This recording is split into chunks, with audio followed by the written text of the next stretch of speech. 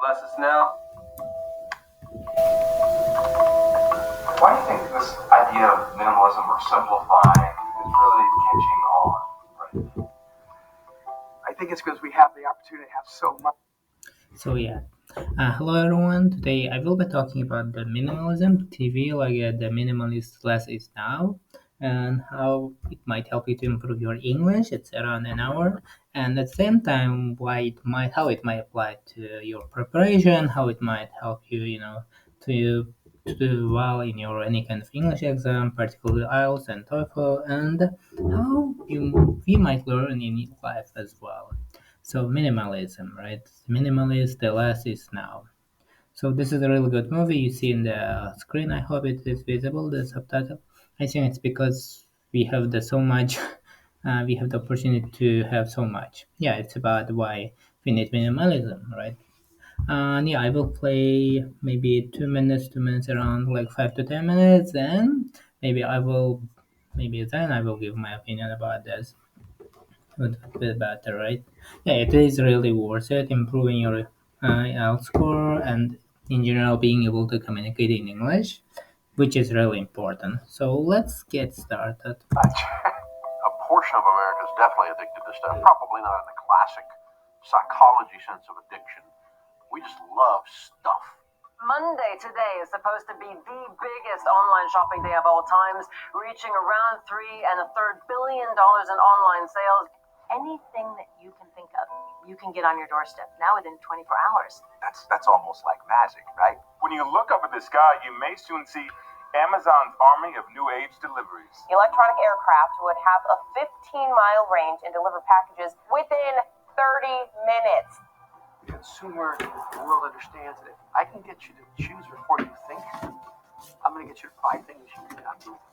My senses are just being bombarded with reminders like, hey, you should buy this. You'd be happier if you buy this, you know? And it's just sort of like, in so many ways, they're just trying to beat you into submission, right? Okay, I'll buy it. I need it. Amazon hiring once again, the company looking to recruit 100,000 workers to meet surging levels of e-commerce demand. Lots of smaller retail businesses are being lost, and the power is being consolidated in the hands of these giants. Stuff is contributing to our discontent in so many different ways because it's taking the place of the things that actually do give us more happiness. I found minimalism about 7 years ago in the midst of a breakdown. I was overworked. I was exhausted. I was heavily stressed out. There has to be more to life than just work. I think immediately I got up and I went to my closet and I started pulling my clothes out. I sit until 3 a.m. and I just packed so many things. As I started slowly releasing things, I gained a sense of freedom. Change is definitely coming. Change is inevitable because you can't continue to consume more than the planet can replenish every year. You just physically can't. So the question is not. So yeah, now let me talk about this.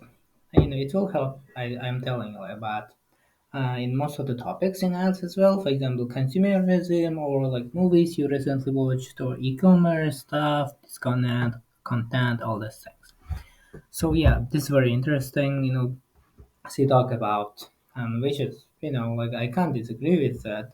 Is that like the more we have, like we are having this e-commerce, you can just get your smartphone and get stuff whatever you want within within hours, right? If you want to get clothes within hour, food within hour, any kind of technologies, you can get it even within an hour. I mean, like sometimes it might take 2 3 hours, but it may take something like less than an hour. So it has never been the possible. Which I mean, you will probably if you have topics about the consumerism or buying, shopping, online sales. I'm sure that this will give you the not only ideas but also the vocabulary. Here also is on the screen. The question is not if we're going to change the society. The question is, so what was that? If we are going to change as a society, but how? Yeah, the question is how we're going to change it, right? Because we may change in different ways, and you may ask yourself, when you're going to the shopping, do you really need the clothes? Does it make you really happy, or is it just, you're more like going after the dopamine like for 5 minutes of yeah, I bought this stuff. So yeah, this is really important to see how wonderful they crafted the movie. Let me go in the middle. 2 more minutes. Stuff. Like 3 houses. You need that. It's so easy to buy things that we think are the solution to our problems. I remember when I had babies and I really wanted them to sleep well, and I thought I just needed the perfect sleep device in order to make that happen. So I had probably 4 different types of swaddles, multiple different types of zip up sleep devices. There are, if you go on Amazon, you can find there are dozens and dozens of different types of mechanisms to get babies to sleep, pieces of equipment that you can buy. But the reality is that getting babies to sleep is just really hard, and we can fall into this trap of trying to buy our way out of the hard times. And it's often not very successful and very expensive. You know, I actually think that the best way to know if you have too many things isn't by waiting to see if you run out of room to keep them, but asking yourself if you run out of purposeful things to do with them, right? When you run out of purposeful things to do with things, even if you only have one thing, you already have too many things, right? The reason we are so depressed and so empty when we have so much is that if you get more of the wrong thing, it becomes less. There are deeper things that fulfill us, our need for meaning, our need for progress, our need for intimacy.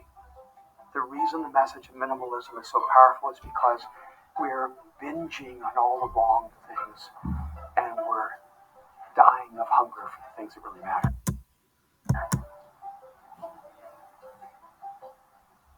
But of course, most of us aren't hoarders, right? No. We just hold on to a lot of stuff.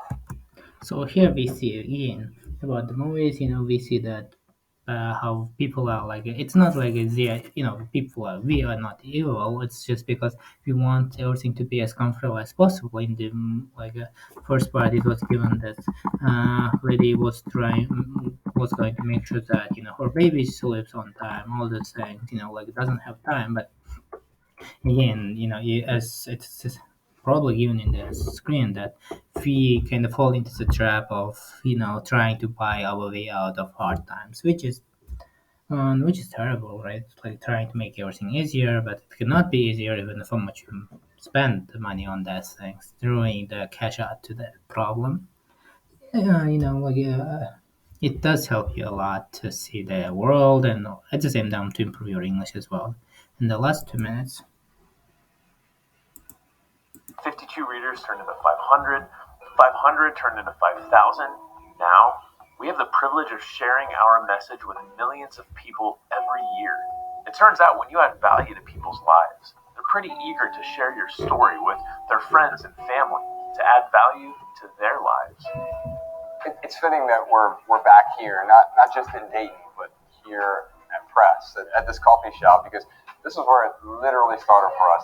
Even back when we were in the corporate world, you and I would meet here, and this was like our place for creation. It was almost like we required this extra space outside of the corporate world, outside of our cluttered personal lives, to come here to figure out how to create, how to simplify our lives, to take this sort of feeling that we were experiencing and get it down onto the page. I think we should all be allowed to etch-a-sketch our life and say, I thought this is the life I wanted, but it's not.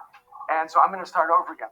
If you have a longing and a dream and a passion inside of you, why hold on to what you used to do and who you used to be and lose who you want to become?